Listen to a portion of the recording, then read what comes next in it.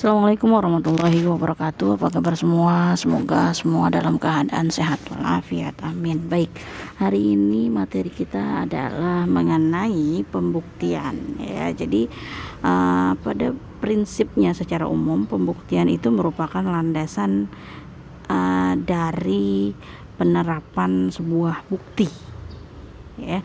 Jadi semua pihak termasuk hakim di sini harus berpegang teguh pada patokan yang digariskan dalam hal pembuktian. Mengenai sistem pembuktian yang dianut dalam hukum acara perdata ini berbeda ya dengan yang ada dalam proses pemeriksaan pidana tentunya. Nah, dalam hukum acara perdata ini pembuktian itu tidak bersifat statsil negatif menurut perundang-undangan seperti yang ada dalam pemeriksaan pidana yang memang menuntut untuk mencari kebenaran. Kalau di dalam hukum pidana, pembuktian itu harus dibuktikan berdasarkan alat bukti yang mencapai batas minimal pembuktian ya, yaitu sekurang-kurangnya 2 alat bukti yang sah.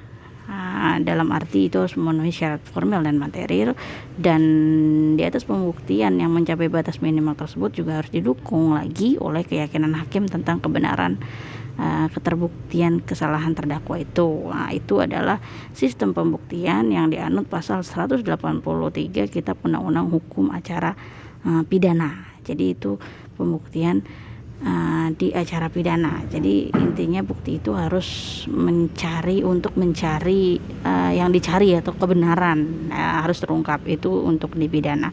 Tidak demikian halnya dengan proses peradilan perdata ya, karena yang dicari dan diwujudkan hakim itu hanya cukup untuk kebenaran formilnya saja.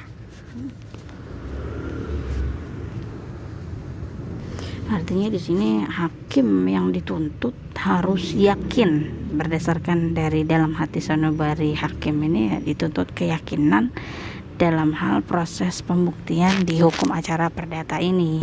Nah, dalam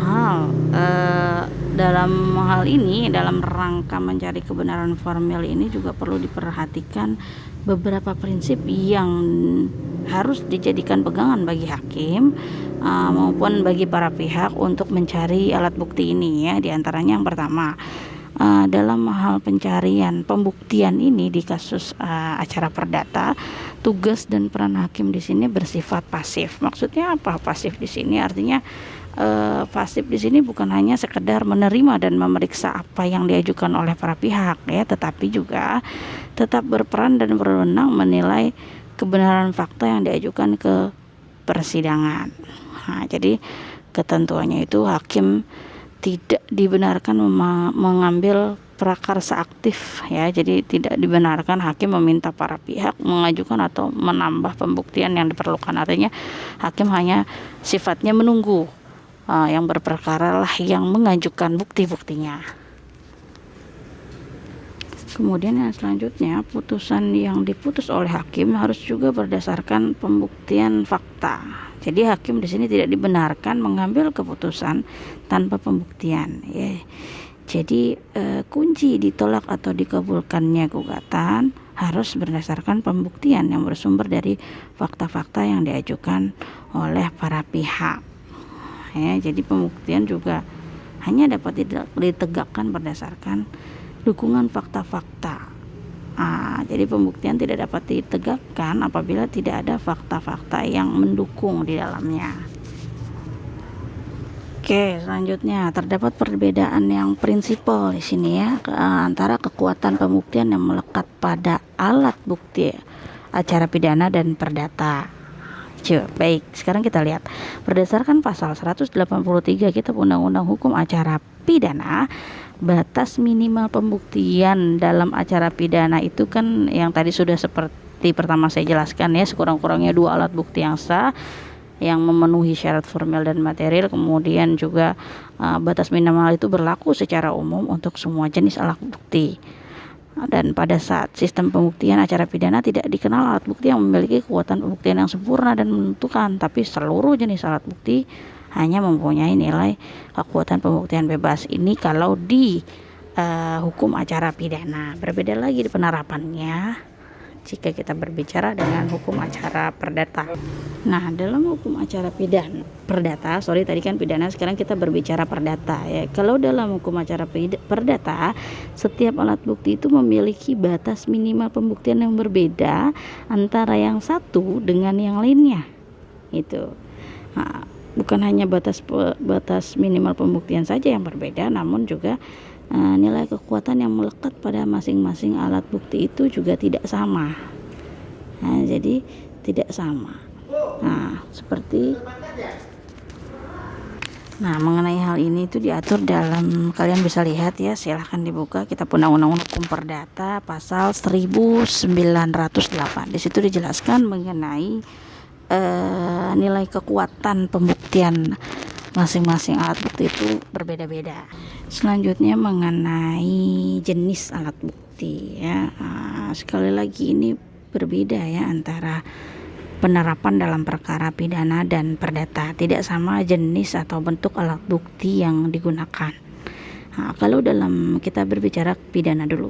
Kalau dalam acara pidana, sesuai dengan ketentuan pasal 184 Kitab Undang-Undang Hukum Acara Pidana, alat bukti yang diakui itu secara enumeratif itu terdiri dari ada keterangan saksi, keterangan ahli, ada surat gitu ya, ada petunjuk dan keterangan terdakwa. Ini dalam acara pidana, bukan perdata. Ingat ya, ini pidana bukan perdata. Jadi kalau di pidana itu titik berat alat bukti itu untuk membuktikan kesalahan yang dilakukan oleh terdakwa gitu ya. Jadi alat bukti itu diarahkan ya antara alat bukti dengan keterangan saksi, artinya mengandalkan kepada orang yang mengalami, melihat dan mendengar sendiri secara langsung tindak pidana yang terjadi. Itu kalau di acara pidana ya. Sedangkan alat bukti yang dipakai dan diakui dalam acara perdata itu diatur secara enumeratif dalam pasal 1866 Kitab Undang-Undang Hukum Perdata. Nah, diantaranya terdiri dari bukti tulisan, bukti dengan saksi, persangkaan, pengakuan, dan sumpah. Itu adalah alat bukti yang digunakan di dalam hukum acara perdata. Selanjutnya ditinjau dari sifatnya. Alat bukti di dalam Kitab Undang-Undang Hukum Perdata pasal 1866 itu terbagi menjadi dua ya, alat bukti langsung direct evidence dan ada alat bukti tidak langsung. Apa itu alat bukti langsung? Tentunya alat bukti langsung di sini adalah alat bukti yang dapat dilihat secara fisik, ada fisiknya dan diajukan oleh orang yang berkepentingan, ada fisiknya ke depan pengadilan. Contohnya apa saja di situ? Ada berupa alat bukti surat. Alat bukti surat tentu bisa dilihat secara fisiknya. Alat bukti yang tidak langsung ini, yang kedua kan ada alat bukti yang tidak langsung. Alat bukti yang tidak langsung tentunya tidak bisa dilihat sifatnya, tidak bisa dilihat secara fisik ya. Akan tetapi ini diperoleh dari kesimpulan atas hal atau peristiwa yang terjadi di persidangan. Apa nih kira-kira contohnya? Contoh yang termasuk ke dalam alat bukti tidak langsung di sini adalah alat bukti persangkaan. Disangka juga termasuk pengakuan. Itu masuk ke alat bukti tidak langsung, dan sama halnya dengan sumpah yang diucapkan. Itu masuk ke dalam alat bukti tidak langsung di hukum acara perdata. Demikian materi kita pada hari ini mengenai alat bukti ya, secara global sudah saya sampaikan. Silahkan jika ada hal-hal terkait yang ingin ditanyakan, boleh langsung di chat ke grup WhatsApp ya, boleh melalui chat atau melalui voice note, silahkan. Kurang dan lebihnya mohon maaf. Wassalamualaikum warahmatullahi wabarakatuh.